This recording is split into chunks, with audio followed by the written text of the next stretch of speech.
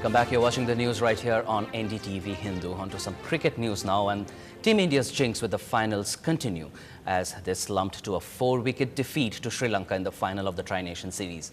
Chasing a target of 246 runs to win in Mirpur, Sri Lanka notched up the winning score with 9 balls to spare. It was former skipper Mahela Jayawardene's heroics with the bat that saw Sri Lanka through. He cracked an unbeaten 71. Earlier, Sri Lanka won the toss and put India in. It was a shaky start for India as their top order stumbled to some disciplined bowling. At one stage, India were 60 for 5. It was Suresh Raina then who scored a classy 106 to take India to a respectable total of 245 runs. Nuwan Kulasekara bagged 4 wickets for Sri Lanka and was adjudged the man of the match.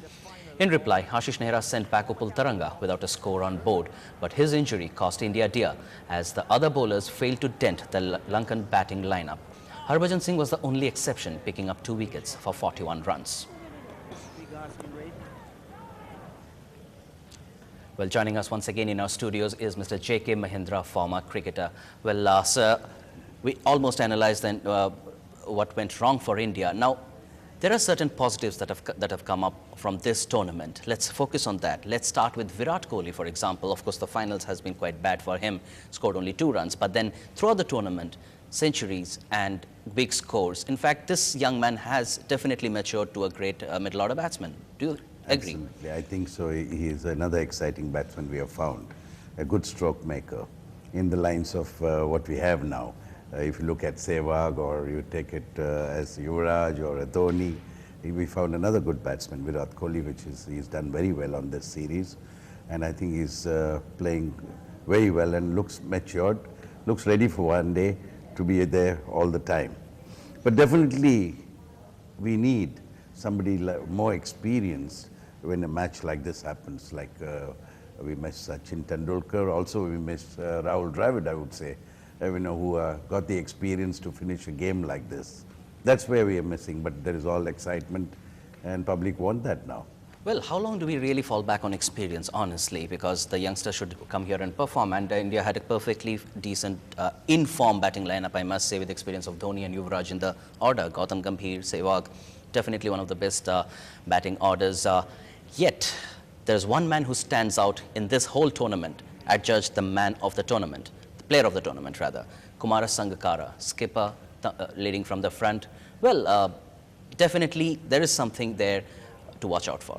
Absolutely. He's been such a, if we say Dhoni is such a cool captain, I think here is another cool and brilliant batsman and very lucky captain, especially in this series, who won all the tosses.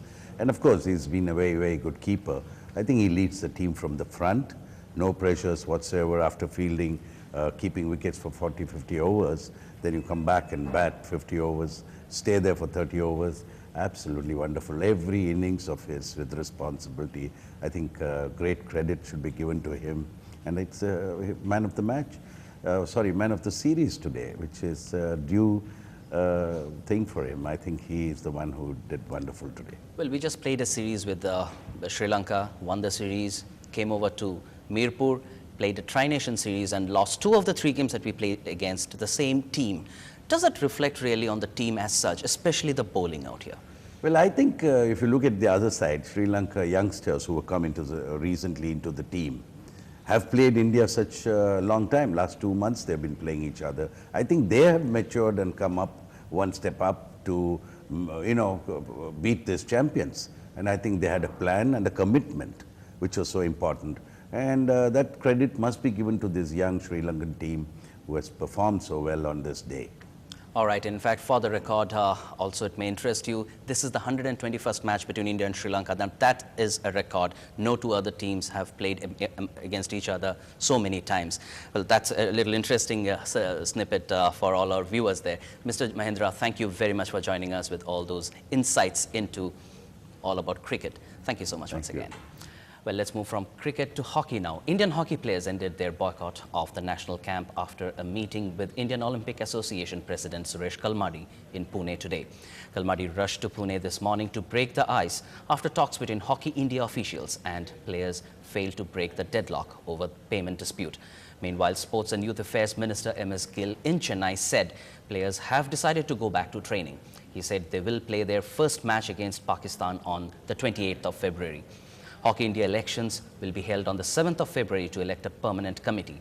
After that, the ministry will sit down with them for a dialogue to find ways to put in place a better system for the players. Now, as the state of Tamil Nadu celebrates Pongal in a short while from now, the diplomatic community in Chennai also joined the celebrations. Well, it's time to say goodbye from all of us here. It's happy Pongal to all of you. We leave you with these visuals. Good night.